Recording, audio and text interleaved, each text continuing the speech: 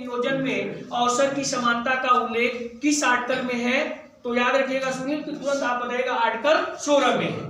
ठीक है, नेक्स्ट लिखिएगा अस्पृश्यता या छुआछूत का अस्पृश्यता, मोस्ट इंपोर्टेंट क्वेश्चन।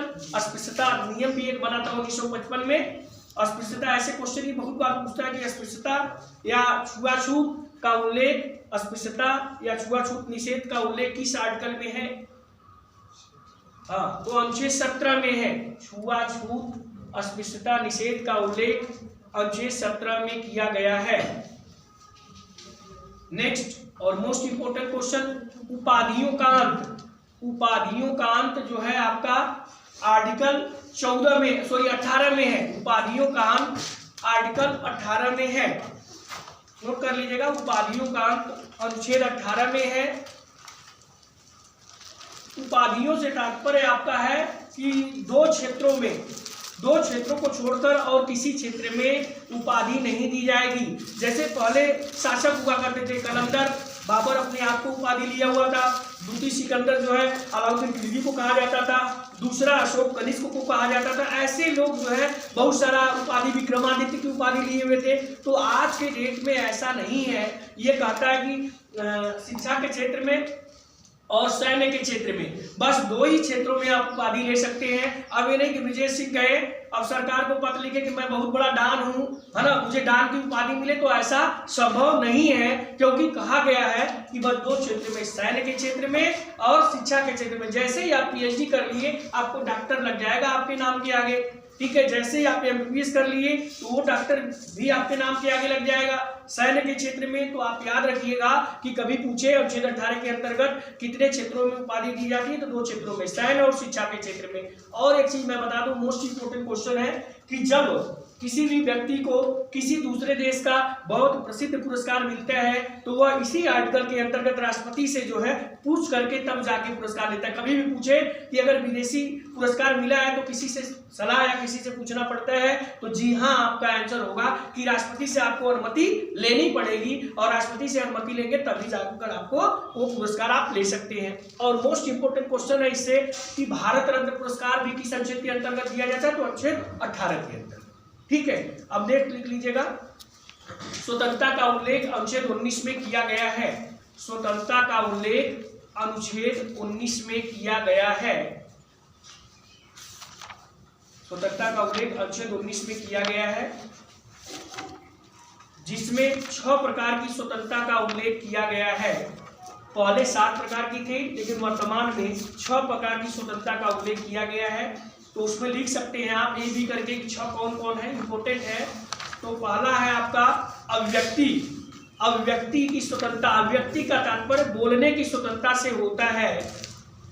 ए अभिव्यक्ति की स्वतंत्रता, इसमें 2-3 आ जाता है, ध्यान दीजिएगा। एक तो अभिव्यक्ति की स्वतंत्रता हो जाएगा, उसी में सूचना अधिकार अधिनियम भी पूछे तो 19(1)(a) के अंतर्गत आएगा। अनुच्छेद 19(1)(a) सूचना का अधिकार, प्रेस स्वतंत्रता का अधिकार और झंडा फहराने का अधिकार, यह आर्टिकल 19(1)(a) के अंतर्गत है। बी में है आपको सम्मेलन करने की स्वतंत्रता। बी में है मतलब शांतिपूर्वक सम्मेलन करने की स्वतंत्रता। अब ये नहीं कि चौबे चौराहे पे चले गए, पाछे कट्टा खोसे हैं और कहे कि हमको आर्टिकल 19(1)(b) में हमको मिला सम्मेलन करने की स्वतंत्रता, आप सम्मेलन कर रहे हैं। तो उसमें साफ लिखा हुआ है निर्वस्त्र, बिना जो है अस्त्र शस्त्र के और शांतिपूर्वक आपको सम्मेलन करने की स्वतंत्रता दी गई है। सी में लिख लीजिएगा संघ एवं संगठन बनाने की स्वतंत्रता। सी में जो स्वतंत्रता मिला 19(1) सी में संघ एवं संगठन बनाने की स्वतंत्रता। और डी में भारत के किसी भी क्षेत्र में विचरण करने की स्वतंत्रता। भारत के किसी भी क्षेत्र में विचरण करने की स्वतंत्रता।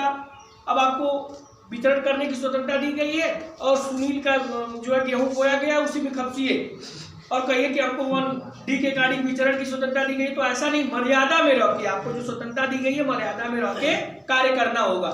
नेक्स्ट लिखिएगा भारत में कहीं भी बस जाने का अधिकार। भारत में कहीं भी बस जाने का अधिकार। अब इसका मतलब ये नहीं कि ऐश्वर्या राय के छत के ऊपर छत बनवाइए कहीं कि हमको बसने का अधिकार है। हमको 19(1) में जो है 6 प्रकार की जो स्वतंत्रता है उसमें लिखा हुआ कि भारत में कहीं भी बसने की स्वतंत्रता है ना। तो ऐसा नहीं है, आप अपना जमीन खरीद के बसिए, ठीक है। नेक्स्ट है आपको व्यापार करने की स्वतंत्रता। व्यापार करने की स्वतंत्रता छठवां है ना, व्यापार करने की स्वतंत्रता। इसका तात्पर्य ये नहीं कि आलोक सर जो है गाड़ा चरस लेकर पांडेपुर बेचे झोला में, और जब पूछा जाए तो कहे कि अब छठवां स्वतंत्रता मिला हुआ है। क्या बताइए कैसे आप पुलिस हो गए। आर्टिकल 19 से ही कहता है छठवां प्रकार स्वतंत्र व्यापार, हम व्यापार कर रहे हैं तो कहेगा भैया रजिस्ट्रेशन दिखाओ, व्यापार तुम खुशहाली से करो, हम मना थोड़ा ना कर रहे हैं। तो आपका कहने का तात्पर्य रजिस्ट्रेशन होना चाहिए। इसीलिए मैं बार बार कह रहा हूँ कि किसी भी चीज को करने से पहले मर्यादा होना चाहिए, उसको आप नियम को फॉलो कानून को अगर फॉलो करेंगे तभी जाके। तो यहाँ 6 प्रकार की स्वतंत्रता, पहले 7 प्रकार की थी। मोस्ट इंपोर्टेंट है 7वां कौन था, तो उसको नोट कर सकते हैं। 7वां था संपत्ति का अधिकार। याद रख लीजिएगा कि 7वां स्वतंत्रता कौन था, संपत्ति का अधिकार, जिसे 54वां संविधान संशोधन 1978 में हटा दिया गया, याद रखिएगा। उसी तरह आप देखेंगे पहले मौलिक अधिकार भी 7 थे लेकिन अब 6 है। नेक्स्ट लिखिएगा दोष सिद्धि के संबंध में संरक्षण का उल्लेख। दोष सिद्धि के संबंध में संरक्षण का उल्लेख अनुच्छेद 20 में किया गया है। दोष सिद्धि के संबंध में संरक्षण का उल्लेख अनुच्छेद 20 में किया गया है।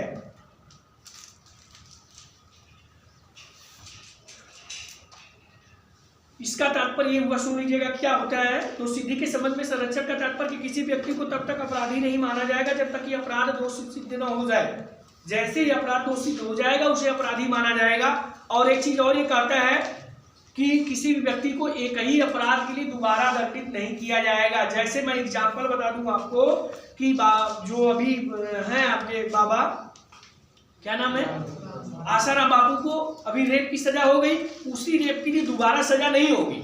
हाँ, अगर फिर दोबारा रेप करते हैं तो फिर सजा होगी। माने कहने का तात्पर्य कि एक ही अपराध के लिए, जैसे मैंने एक बार चोरी कर लिया, उस चोरी के लिए दोबारा जो है मुझे पनिशमेंट नहीं दिया जाएगा अगर मैं सजा भोग चुका हूं तो। अगर कोई कहे कि उसी बनिया के घर में चोरी किया जिस बनिया के घर में पहले किया था, और न्यायालय में कहे कि महोदय हमें अनुच्छेद 20 का लाभ मिलना चाहिए क्योंकि उसमें लिखा हुआ है कि एक ही अपराध के लिए दोबारा दंडित नहीं किया जाएगा, मैं उसी बनिया के घर गया, मैं उसी पेटी में पैसा निकाला, लेकिन तब न्यायालय कहेगा कि अनुच्छेद 20 यह कहता है कि जिस अपराध के लिए आपको एक बार दे दिया गया है उस अपराध के लिए दोबारा नहीं दिया जाएगा। उसी अपराध को दोबारा करोगे तो दोबारा मिलेगा, तिबारा करोगे तो तिबारा मिलेगा। बस ये कह रहा है अनुच्छेद 20 कि उस अपराध के लिए जो एक बार पनिशमेंट आपको मिल चुका है उसको दोबारा नहीं मिलेगा, ये कह रहा है। इसलिए महोदय आपको लाभ नहीं मिलेगा। यह न्यायाधीश महोदय किसको कहते हैं, उस विपक्षी पार्टी को कहते हैं। नेक्स्ट लिखिएगा प्राण एवं दैहिक स्वतंत्रता का उल्लेख अनुच्छेद 21 में किया गया है। प्राण एवं दैहिक स्वतंत्रता का उल्लेख अनुच्छेद 21 में किया गया है। प्राण एवं दैहिक स्वतंत्रता का उल्लेख अनुच्छेद 21 में किया गया है। इसका मतलब समझ लीजिए क्या होता है, इसमें निजता के अधिकार भी इंक्लूड होते हैं। विदेशों में जाते हैं तो उसका लाभ अनुच्छेद 21 के अंतर्गत आपको संरक्षण भारत सरकार के द्वारा दिया जाता है। इसका तात्पर्य है कि क्या है प्राण एवं दैहिक स्वतंत्रता। इसका तात्पर्य यह है आपका किसी भी व्यक्ति को जान लेने का अधिकार नहीं है सिवाय विधि को, है ना। अब ये नहीं कि हमारे माता पिता है तो हमारी जान ले, ऐसा नहीं है। टीचर है, किसी भी व्यक्ति को किसी की जान लेने का अधिकार नहीं सिवाय विधि का मतलब समझ रहे हैं आप। कोई जब जैसे देख लीजिए दिल्ली कांड, फांसी की सजा तो विधि ने ही तो फांसी दिया ना।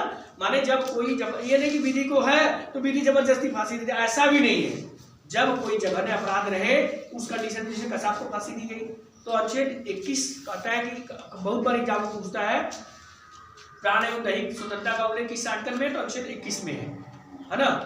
इसमें बढ़िया एक केस है AK गोपालन बनाम भारत संघ के बाद में अनुच्छेद 21 से संबंधित है, उसमें परिभाषित किया गया है। कभी भी पूछे आपसे कि AK गोपालन बनाम भारत संघ का बाद किससे संबंधित है, तो अनुच्छेद 21 से संबंधित है। अब नेक्स्ट लिख लीजिएगा कुछ दशाओं में गिरफ्तारियों के विरुद्ध संरक्षण का उल्लेख। कुछ दशाओं में गिरफ्तारियों के विरुद्ध संरक्षण का उल्लेख अनुच्छेद 22 में किया गया है। कुछ दशाओं में गिरफ्तारियों के विरुद्ध संरक्षण का उल्लेख अनुच्छेद 22 में किया गया है। इसमें 3 प्रकार के बताए गए हैं। नंबर 1 कहता है, नंबर 1 पॉइंट कहता है कि जब किसी व्यक्ति को गिरफ्तार किया जाता है तो उसे यह जानने का अधिकार है कि क्यों गिरफ्तार कर रहे हैं आप।